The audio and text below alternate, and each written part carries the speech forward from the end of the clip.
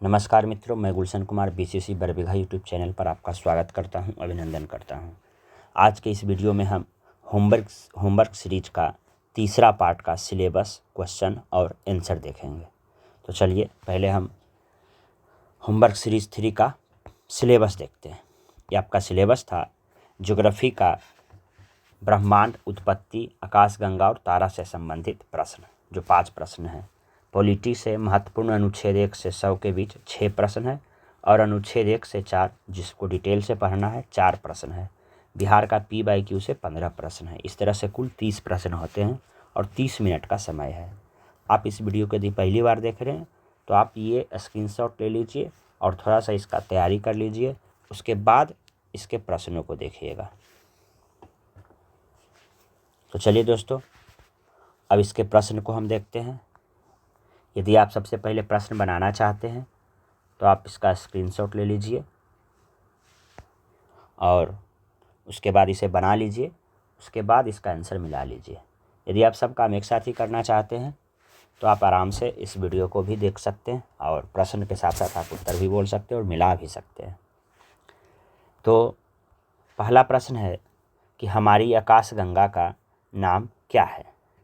तो हमारी आकाशगंगा का नाम जो है दुग्ध मेखला है या मिल्की वे है। दुग्ध मेखला या मिल्की वे। एक प्रकाश वर्ष में कितना किलोमीटर होता है। तो एक प्रकाश वर्ष में 9.46 गुना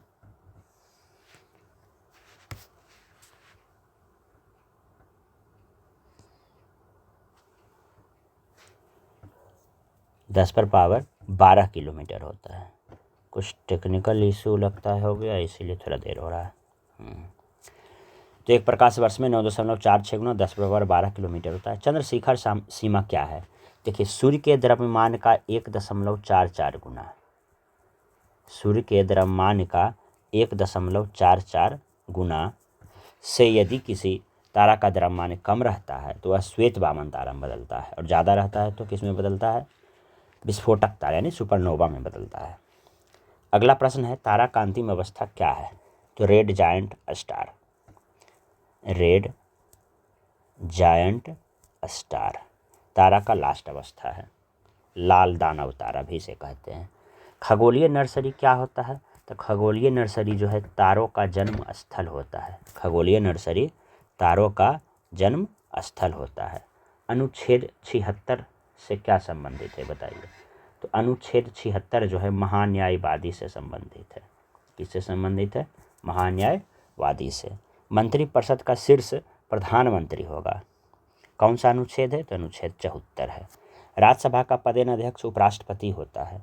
कौन सा अनुच्छेद से संबंधित है, तो 64 से है। मौलिक कर्तव्य कितना नंबर अनुच्छेद है, तो मौलिक कर्तव्य जो है अनुच्छेद 51 का ए है। पर्यावरण संरक्षण मौलिक कर्तव्य है। कौन सा अनुच्छेद से रिलेटेड है, तो 48 का ए। ग्राम पंचायत जो है अनुच्छेद 40 से है। अनुच्छेद 1 क्या है, अनुच्छेद 1 बताता है कि भारत राज्यों का संघ है। भारत राज्यों का संघ है। संसद नए राज्यों को भारत में शामिल करेगा। तो कौन सा अनुच्छेद है, तो अनुच्छेद 2 है, बाहर से रहेगा। विशेष बहुमत का मतलब क्या होता है। देखिए, यदि 2/3 के विशेष 2/3 बहुमत से यदि पारित हो गया तो समझिए कि विशेष बहुमत है। असाधारण क्या होता है, 50% + 1 होता है। बिल पर किसके साइन से पास होगा बिल, तो राष्ट्रपति के साइन से लास्ट में पास होता है। पहले लोकसभा में होता है या राज्यसभा में, फिर राज्यसभा या लोकसभा में, तीसरा में राष्ट्रपति। प्रथम चाय बागान स्थान कहाँ खुला। तो प्रथम चाय बागान स्थान बिहार में जो है ठाकुरगंज में खुला। देखिए, यहाँ बिहार होना चाहिए था, बिहार में। त्रिवेणी नहर का निर्माण, ये बिहार से क्वेश्चन है, गंडक नदी के पर हुआ है। फल्गु नदी किस नदी के संगम पर है, तो आंसर है मुहाना और लीलाजन। मुहाना और लीलाजन नदी। फतुहा के पास गंगा में कौन सी नदी आके मिलती है, तो आंसर होगा पुनपुन नदी। आधुनिक बिहार के निर्माता कौन है, तो सच्चिदानंद सिन्हा है। प्रथम रामसर स्थल कहाँ है, तो कांवर झील। और कांवर झील कहाँ है, तो बिहार में है। जूट उत्पादन में बिहार का स्थान कितना है, तो आंसर है दूसरा है। अगला प्रश्न है पाटलिपुत्रा के संस्थापक कौन? तो उदयन। वर्तमान बोधि वृक्ष किस पीढ़ी का है? तो 5वीं पीढ़ी का है। NH30 किसको जोड़ता है?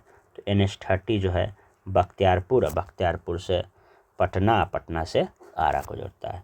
पटना उच्च न्यायालय की स्थापना तो 1916 में हुई। गांधी मैदान का पुराना नाम क्या था? तो पटना लॉन था। बिहार में शराब कब से बैन है? तो ये देखिए अप्रैल 2016 से बैन है। नालंदा विश्वविद्यालय की स्थापना किसने किया? तो कुमारगुप्त ने किया। बिहार का प्रथम मुस्लिम विजेता तो आपका कौन था? बख्तियार खिलजी।